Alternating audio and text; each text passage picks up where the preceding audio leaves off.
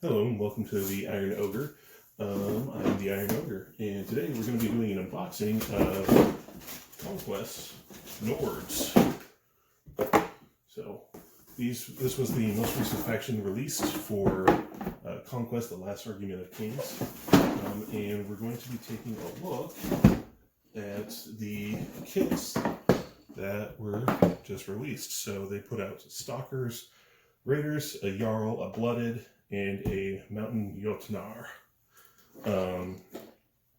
So, if I remember correctly, the Raiders are sort of a melee units with like ranged attacks, and then the Stalkers are mostly a ranged unit. Yeah, they've got bows on there, so you kind of see there on the box. Raiders, still in the shrink wrap. Jarl and the Blooded. And okay, so we're going to be looking over all three of the units and then the two heroes. So let's go ahead and let's start with the basic units, the Raiders. So when doing this, we're going to talk a little bit about Conquest. So Conquest is a fantasy mass battle game. Written by Alessio Cavator.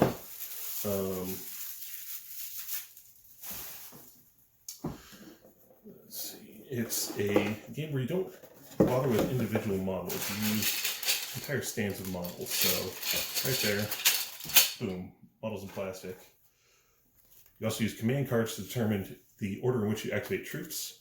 The starter set had stats on there, but now they've got a little scanny code for your phone. I kind of don't like that design. I know that you don't really want the stats if you want to be able to change them on the fly, but it just seems kind of garish. So this is the command sprue. So on here we've got a unique axe, what looks to be, see, that's the big banner, and then this goes on. So yeah, this is just mostly the banner. We've got a head for your Nord Raider captain there, or I forget what he's called. Unique sword, musician. So essentially, you got your champion, battle standard bearer, musician.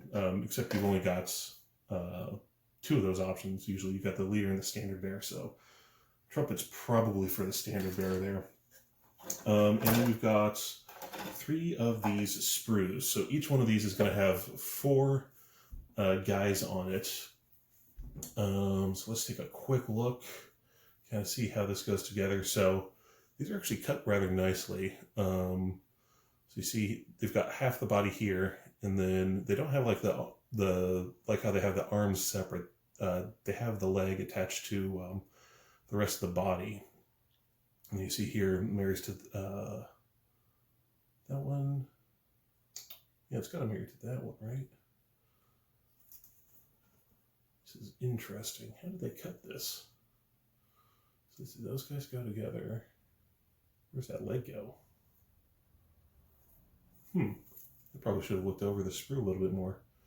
So let's see. How many heads are we looking at? 1, 2, 3, 4, 5, 6, 7, 8, 9 different heads. 1, 2.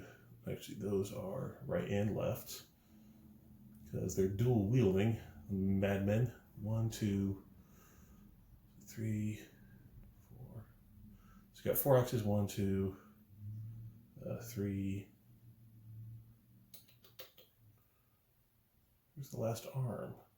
1, 2, 3. Oh, 4. So 4 axes, 4 arms. So no alternates there. Just looks like you have, what did I say, 9 heads? So 9 or 10 heads. Not a whole lot of variation on the bodies. Overall, I kind of like how they've cut this more than some of their other ones. They cut them a bit more the standard, cut them at the arm, cut them at the other arm, cut them at the weapon, depending, or the man-at-arms, they have the shield separate from the arm.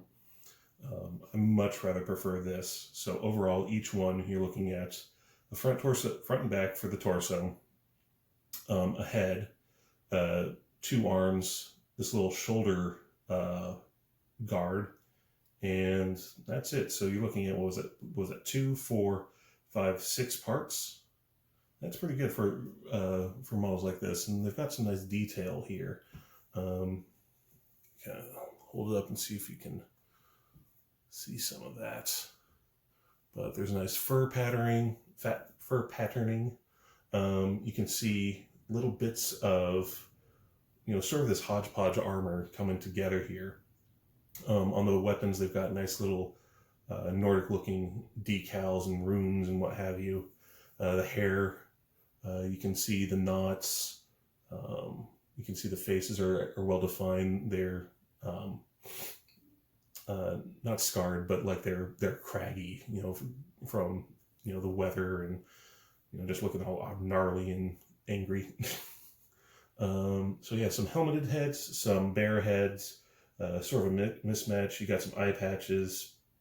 So yeah, overall, rather good kit. It looks like they've stepped it up a little bit from what their initial offering was. Also, in just terms of how this is cut as well. I'm not a big fan of those sprues that came out of the starter set. There's some issues with that and how it was cut and the resulting mold lines that came from it. Sorry, it's hard to talk and use your hands at the same time. But here we go. Moving along to the stalkers. So the raiders are the actual Nords. Stalkers are where you start getting into more of the wildmen aspect of the Nords. So as you can see here, at first glance they look like humans, but then you look at it a little bit harder, they start looking a bit more werewolfish. And this is because these guys traditionally aren't part of the Nordic clans. They live out in the woods and then come in whenever a Jarl is able to, or a Blooded is able to call them together. I forget which, I think they work with the Blooded. Again, nice art. Just wish it didn't have that code there. Again, bases. Get these out of the way. I guess I could show off the bases here while I've got it. So each one of these holds 4 of these little bases. They look like they're about 25 millimeter. It's an interesting little setup, how it doesn't focus on an individual model, but rather little groups of models to sort of build up your force. So you're not buying individuals, you're buying stands in this case. So here we go. Another command sprue. We've got our banner here with, let's see, it looks like we've got 2 unique heads. So we've got one for the leader, one for the banner bearer. There's a ceremonial knife. We've got this nice arm with, looks like some sort of studded leather or some sort of lamellar on it. And then the bow itself. We've got little like carved bone pieces sticking out of it. Yeah, just overall nice little command sprue there. So now we're going to look at the meat and potatoes, and once again we have 3 sprues, so each one of these is going to make 4 guys. So looking right at this, right off the bat, and noticing you've got 4 different bow options, so it's going to be a bit varied, help them look a little distinct, because these guys aren't supposed to be super uniform. And then we look at the armor here, and again, it's kind of all over the place, but we've clearly got 4 different sets. So we look, you can see some like studding and leathery patterns, some scaly patterns. Looks like beast hide. Again, we've got that sort of stud leather or lamellar sort of look there. And then we come to the legs, and it's kind of a step back, unfortunately. This is the thing that it's kind of annoying, because now we went from the Raiders, which had these really nice 6-piece kits, and because of the way they cut them, you could tell that just cutting in that way. This is something like Corvus Belli kind of picked up on, is if you cut the body in like such a way that you're not like, well, we're going to bisection it. So we've got the arms off, and then we're going to cut it at the waist, and then we're, in this case, you're cutting the waist in half again. So you start out with 2 legs, a front and a back for your torso. You've got your 2 arms, and then you've got a head. So right there, you've got 7 pieces, and then you've got another accessory here for your quiver. So 8 pieces in total for these guys. So you've gained 2 more pieces, and I'm not sure that you've actually gained a whole lot in terms of customization. I mean, you can swap around the legs a little bit now, because you can see that they've got a ball socket here on top, you know, on top of the legs, and then underneath the torsos. Again, the quivers look distinct. You know, they've all got little accoutrements on them. This one's got a knife. This one's got like a little sword and a knife. Got a little pack there. So a lot of things to give these things, or give these guys some personality, the stalkers. So that's good. Helps them sort of stick out in their defined lore role of being a ragtag bunch of irregulars brought in to help out. So let's go ahead, close this back up.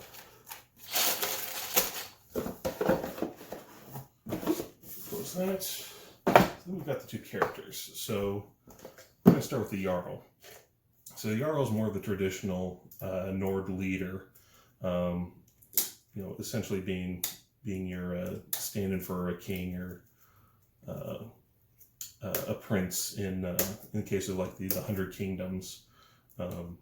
Just your generic sort of general. He's not going to be bringing a whole lot of special guys. He's primarily going to be bringing things like the Raiders. He's going to be bringing Hussarls. He's going to be bringing all sorts of things. Come on. All sorts of the more traditional, like Viking-looking units. One thing I didn't mention with these boxes, the packaging is really, really nice on these. It's weird how much quality is put into the packaging, really. Like so many kits are, you know, essentially not even like this thick. The sleeve here is quite thick, and it seems sturdier than most of the packaging that that most models come in. Like they get really flimsy cardboard and whatnot. So not exactly the most relevant thing to the model itself. It's just one of those weirdly nice things about it, and you know, the boxes just they feel fantastic in your hands just because of how good the quality is. Like it's a nice supple feel. Again, we've got a nice picture of the Jarl in this case. Here decked out in finery of, you know, greens and some trimmings and what have you. Blonde. A true Nord. So here we come to their resin. I actually rather like their resin. It's got a nice, it's a nice stiff resin, but it's got a certain give to it that makes it nice to work with. So it's not like super rigid or anything. There's a little bit of play in it, but you definitely don't want to go like bending it a whole lot because it'll snap. But the rigidness gives way well to like an X-Acto knife. So it helps give the quality of the model. And then you can see this guy's actually came out really well. See his beard. See all those little decals that we saw on his shirt here. You can see that sculpted onto him, and they've all held. And it comes all the way back around him. So right on top of the shoulder, you might expect some sort of, you know, loss of detail there, but it actually holds true. And then on the back, sort of kind of towards the bottom, you can see some you know, battle damage and what have you there. You know, shield, again, this nice engraving sticks out really well, and I think that's because of the resin that they've chosen and however they're doing their molds. It's fantastic. This is, you know, this is an excellent resin miniature. Even if you weren't going to be playing this, if you were just going to paint it, this might actually be one of my favorites that I've seen so far.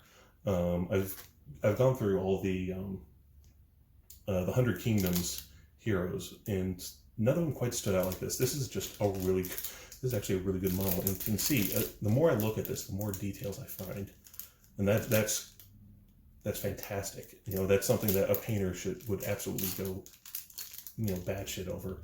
So you can see here along his belts, these rings, all these individual rings that they sculpted onto it.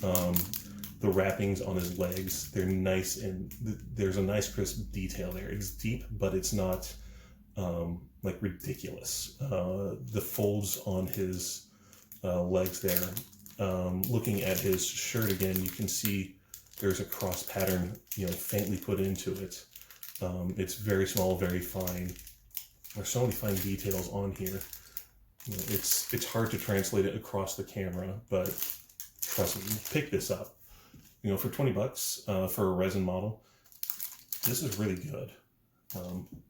Yeah, I'm really impressed by this. I think that might become my most favorite model in their range currently.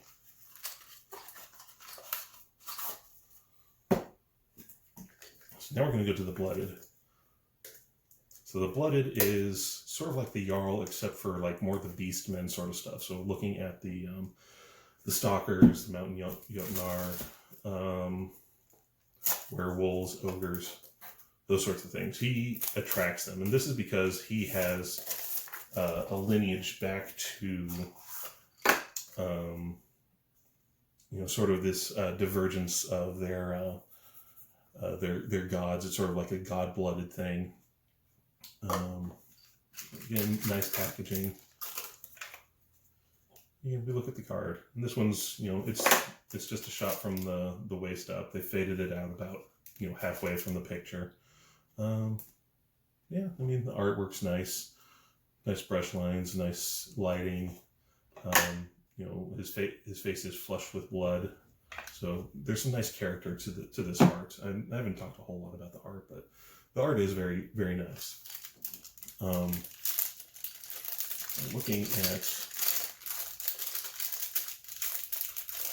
this guy. This guy's huge. I'll get out of the way. There we go. Okay. So looking at his sword. Okay. So he's got a sword. He's got hair.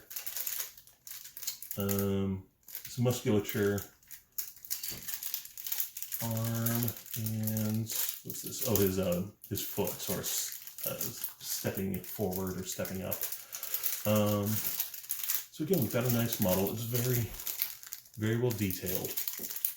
You can see the ropes wrapping around him. He's got, you know, little bits and pieces of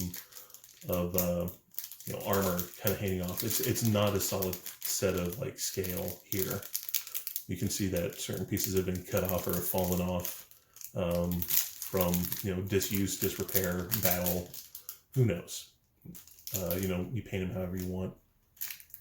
The hair is nice, nicely sculpted in the, you know, in a braid. This doesn't have quite the same level of like nice little things that the Jarl does. I still think this is a very good model. He's got nice sculpting on the belt, nice fine details there. Ooh, sword's cutting through the plastic.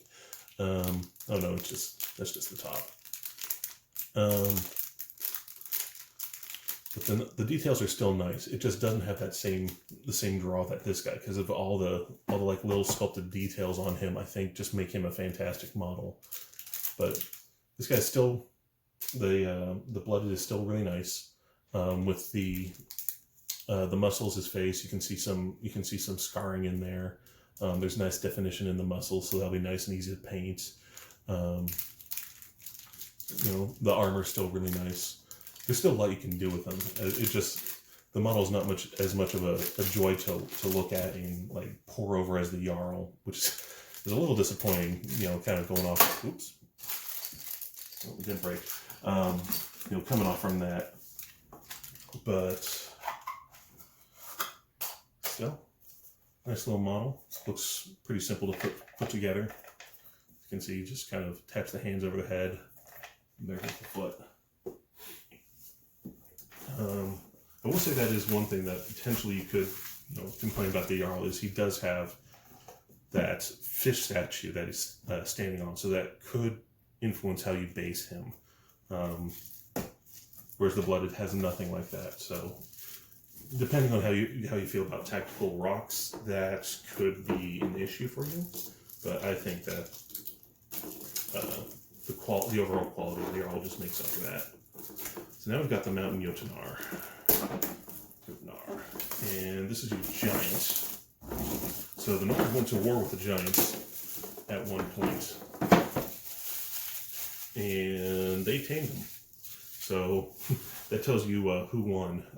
But they were originally slaves to the giants for a while, and then they rose up and kind of came to an agreement of we're in charge now.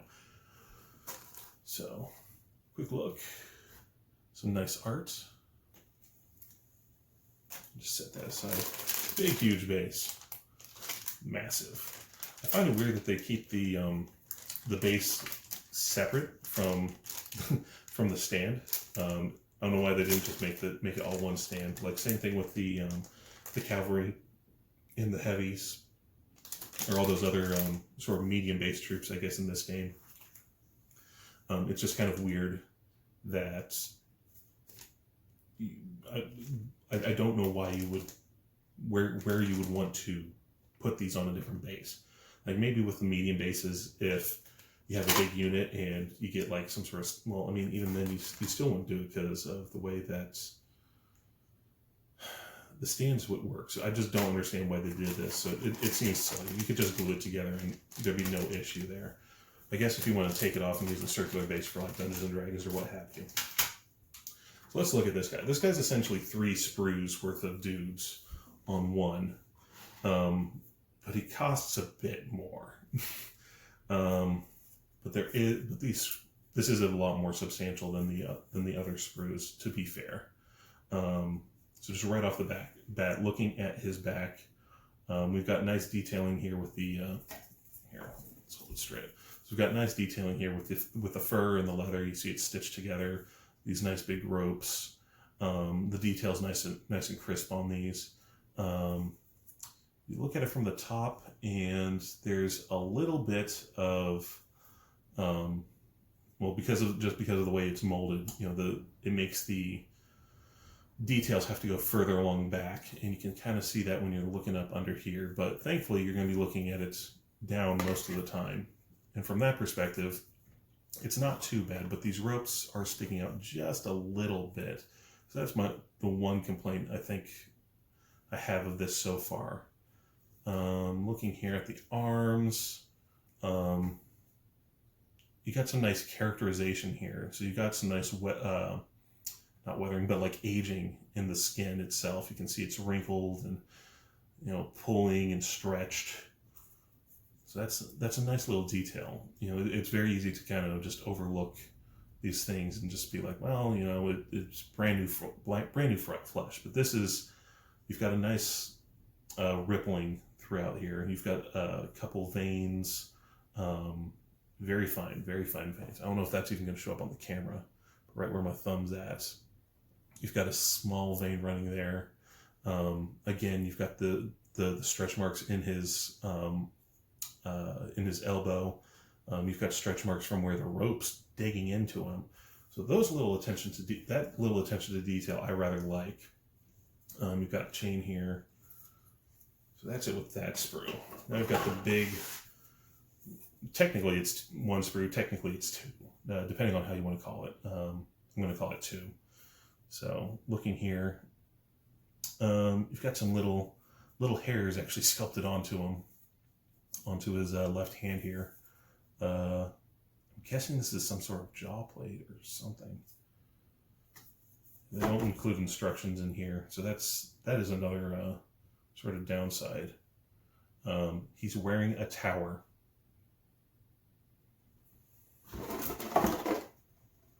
We're going to flip this over real quick. So a shoulder pad is a tower. That's ridiculous, and I love it. So again, here we go. This side, the ropes actually don't have that same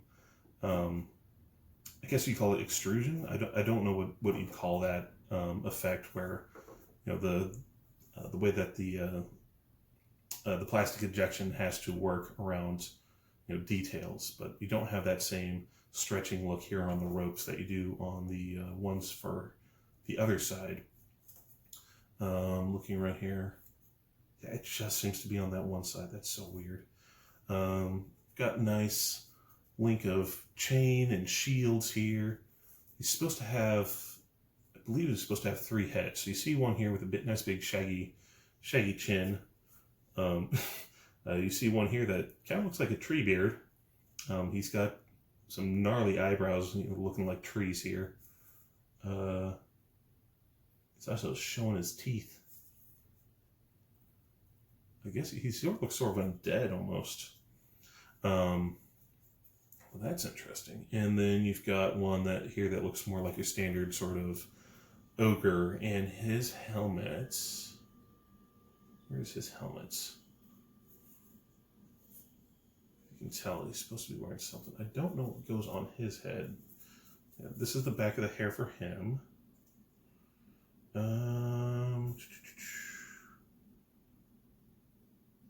Where is that at? Probably should have looked at these screws a little bit before I did this.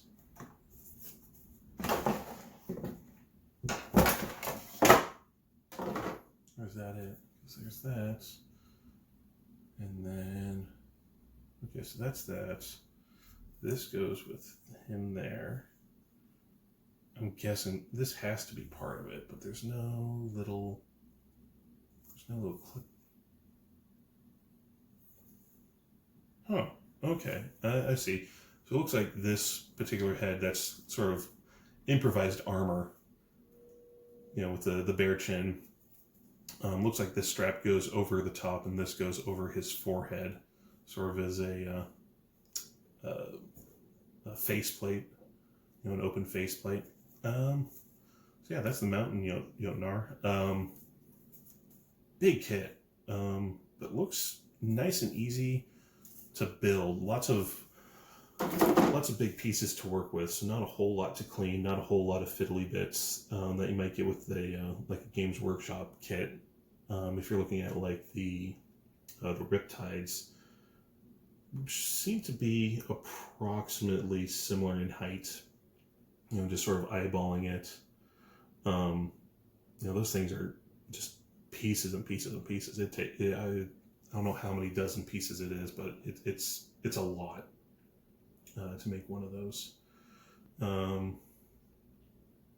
Meanwhile, this guy looks like he's not too bad.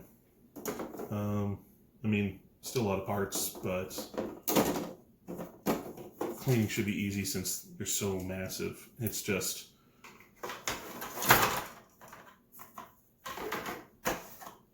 gonna be time consuming because of how much there is to clean. And you do see some mold lines here and there throughout, so it's not gonna be just cleaning off where you clipped. You can see it really bad right here.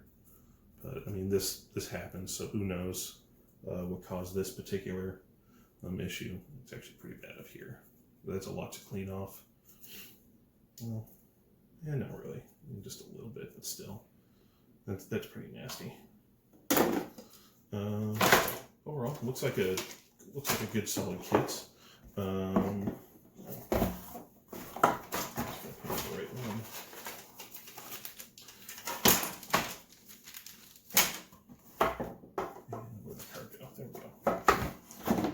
That concludes the Mountain Jotnar.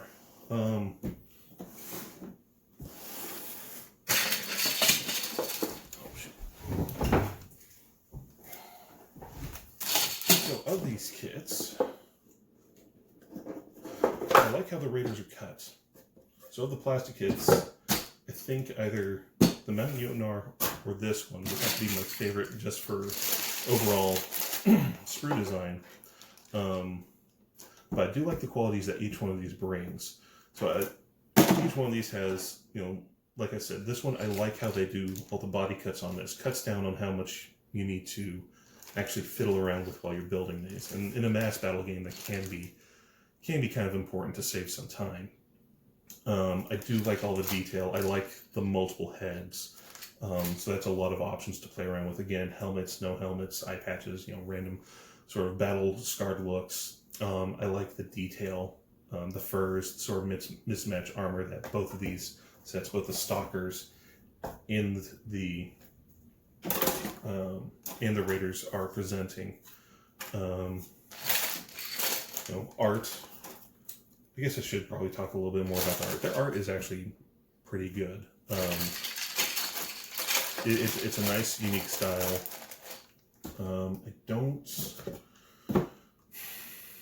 I can't think of too many other companies who are doing stuff quite like this. At least not right now. I do like the sort of the soft colors that they have going on. I mean, you can see them like right here in the hand of the Jotnar. That's sort of, I don't know if that's watercoloring or what have you, but there's a nice palette, nice mixing of colors. This is the Raiders one's a bit more traditional, but I do like the Stalkers. I like the Mountain Jotnar arts. Honestly, these guys, not so much. Like him, he's just kind of got a weird pose going on. The Jarl, it's creating a weird sensation because you've got all this red sort of like cradling the green, and it just sort of draws your eyes right to the center, rather than his head, and it creates kind of a weird look, just looking at it. And so you have to spend more time staring at it to kind of figure out what's going on exactly, to kind of appreciate the art as to what's going on in the picture. And then, as far as like the background, I know I didn't spend a whole lot of time touching on it, but that's something for a much bigger video. So overall, a nice, good release for, this was all at once to start up a faction. So nice release for getting stuff in. 2 small plastic kits, a big plastic kit, 2 characters. That's pretty solid. I would say that gameplay wise, this is probably a little too close to each other, and that there's no like through line of like creating a well-rounded list. Like these are both really light units, and then you have this massive heavy unit, and then you've got the Jarl and the Blooded. They're very melee-oriented characters. Well, this is a ranged unit, and it's got some melee capabilities. It's not entirely just can only do range. And then you've got the Raiders, which are a fairly light assault unit, so there's not a whole lot of staying power in there. It's a very glass cannon setup as far as gameplay wise. So yeah, that's sort of my thoughts on this sort of first impressions, just looking at the models here. Hopefully this shows up well on the camera, the benefits of filming on a phone. So yeah, if you have any comments, leave them in the description below, and you have a good day. All right, see you folks later.